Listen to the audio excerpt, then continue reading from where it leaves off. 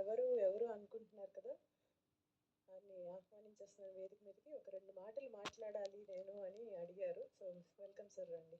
అది కూడా వైఎస్ రామకృష్ణ గారు వేదిక మీద ఉన్నప్పుడే నేను మాట్లాడాలి అన్నారు. అందరికీ నమస్కారం. నేను మొట్టమొదటిసారిగా మధుర వీణ మ్యూజికల్స్ ప్రోగ్రామ్కి 31/12/2024 నాడు వచ్చాను. ఆ రోజు వీణ గారు నేను అడిగిన ప్రతి పాట కూడా రామకృష్ణ గారికి చెప్పారు. నేను రామకృష్ణ గారి దగ్గరికి వెళ్ళి, రామకృష్ణ గారు మీరంటే నాకు చాలా అభిమానం అని నేను చెప్పాను. వీణ గారికి కూడా అదే మాట చెప్పాను, నేను రామకృష్ణ గారి కోసమే వచ్చానమ్మా అంటే, మేము పాడతాం కదా అని నవ్వుతూ అంది. అంటే నేను చెప్పాను, లేదమ్మా నేను రామకృష్ణ గారు అంటే నాకు ప్రత్యేకమైన అభిమానం, నేను రామకృష్ణ గారి కోసమే వచ్చాను, వస్తుంటాను అని కూడా చెప్పాను. వస్తుండని అన్నారు. ఆ రోజు మొట్టమొదటి రామకృష్ణ గారు నా మీద అభిమానంతో పాడిన ఫస్ట్ పాట ఘనాఘన సుందర.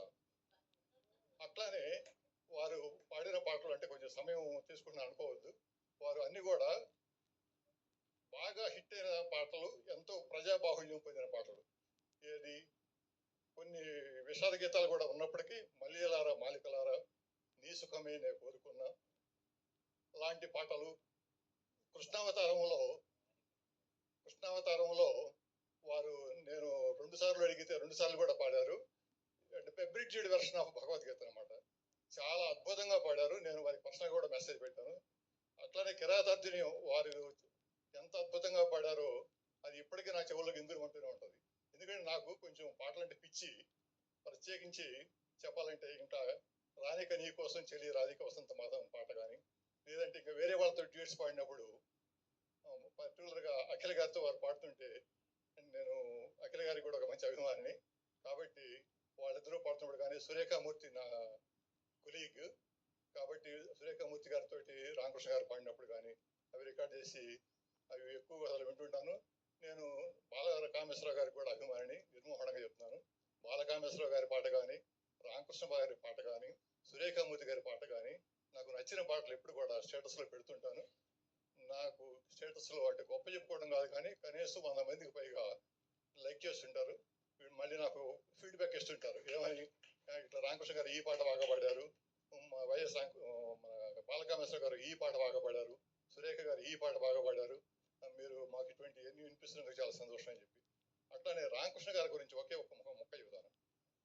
నేను ఎప్పుడు ఒకటే నమ్ముతాను, ఎంత విద్యావంతులకైనా కానీ వినయం లేకపోతే ఆ విద్య శోభించదు.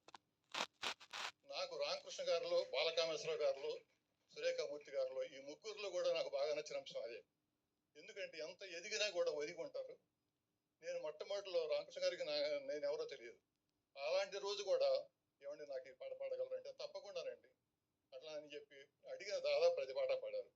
అయితే ఇంకొకటి, మనమే చిన్నపిల్లలం కాదు, వాళ్ళు వారికి ఉన్న పరిస్థితులను బట్టి, అక్కడ ఉన్న అవకాశాలను బట్టి ఒకప్పుడు పాడలేకపోవచ్చు.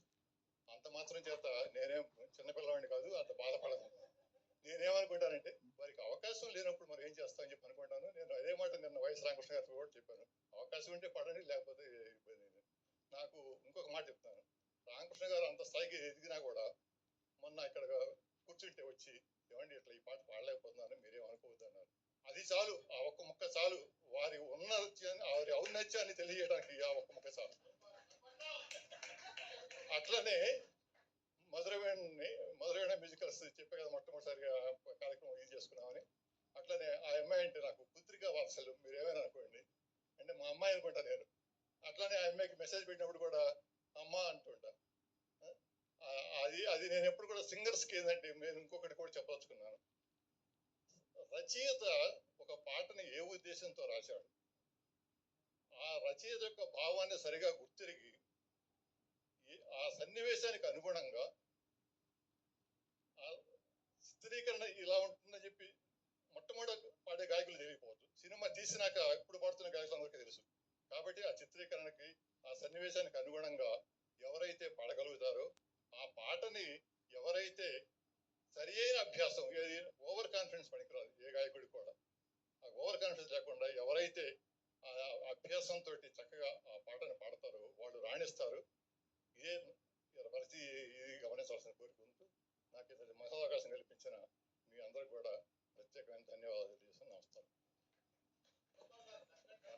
మన ఏమైందంటే సాయంత్రమే అందరూ సింగర్స్ వచ్చారు.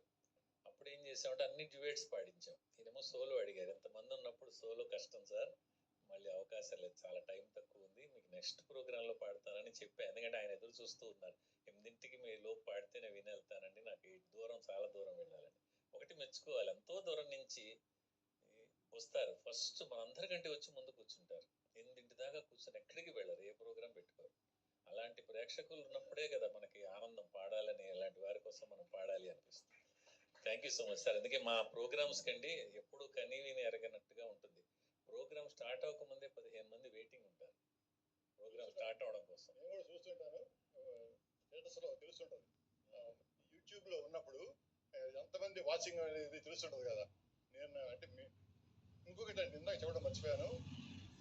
వారు ఇప్పుడు బాలకామేశ్వర గారు ఘంటసాల పాటలు ప్రత్యేకంగా పాడతారు. వారి రాగాలాపన అద్భుతం, అందులో అనుమానం లేదు, నిస్సందేహం. అట్లనే వైఎస్ రామకృష్ణ గారిలో ప్రత్యేకత ఏంటంటే ఏ గాయకుడి పాట అయినా ఆ గొంతుకు అనుగుణంగా పాడతారు. అందుకనే వారిని బహుగళ గాయకులు అంటూ అనేది ఊరికనే అనలేదు. అది అందువల్ల అది ఇందాక నాకు గమకం గుర్తురాలేదు, ఇప్పుడు సడన్గా గుర్తొచ్చింది. Thank you very much. Sir ఒక్క నిమిషం, మీరు అన్నారే స్టేటస్ లో త్వరలో మేము కూడా ఎక్కాలని మా ప్రయత్నం మేము చేస్తాం మీ స్టేటస్ లోకి. మధుర వీణ మ్యూజికల్స్ తరఫున చిరు సత్కారం. మీరు ఎప్పుడు ఇలాగే వస్తూ ఉండాలి, మా కార్యక్రమానికి ఇలా ప్రోత్సహిస్తూ ఉండాలి. Thank you so much. ఏదో ఒక సామాన్యమైన వ్యక్తిని ఇంతగా గౌరవించడం అనేది కొంచెం ఆనందాశ్రువులు జలజల రాలుతున్నాయి. కొంచెం జాగ్రత్తగా కంట్రోల్ చేసుకుంటున్నాను. కొంచెం నేను ఎమోషనల్, అది అందరికీ తెలుసు. తెలుసు. మరొకసారి మీ అభిమానానికి ఎప్పుడు కూడా